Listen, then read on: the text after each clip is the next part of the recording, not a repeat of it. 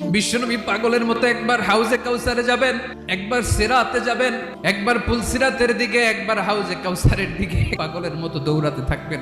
তার কোনো গুনাহগার উম্মত যাতে জাহান্নামে ঢুকে না যায়। কিয়ামতের ময়দানে মানুষগুলো পাগল পাড়া হয়ে আল্লাহর নবী সাইয়েদনা আদম আলাইহিস সালামের কাছে যেয়ে বলবে, ও আদম নবী, আপনি দুনিয়ার বুকে প্রথম নবী, আপনি আল্লাহরে যে সুপারিশ করেন যেন আল্লাহ বিচার শুরু করে। আদম আলাইহিস সালাম বলবেন, আমি পারবো না, তোমরা সবাই মিলে বনি ইসরাইলের নবী মূসা আলাইহিস সালামের কাছে যাও। মানুষগুলো বলবে, বাঁচার কোনো উপায় নাই, 50,000 বছর মানুষ এরকম দৌড়াবে, আল্লাহ যদি বিচারটা শুরু করতো, যা হবার হবে, আগে বিচার শুরু করুন। বিচারই শুরু হয় না।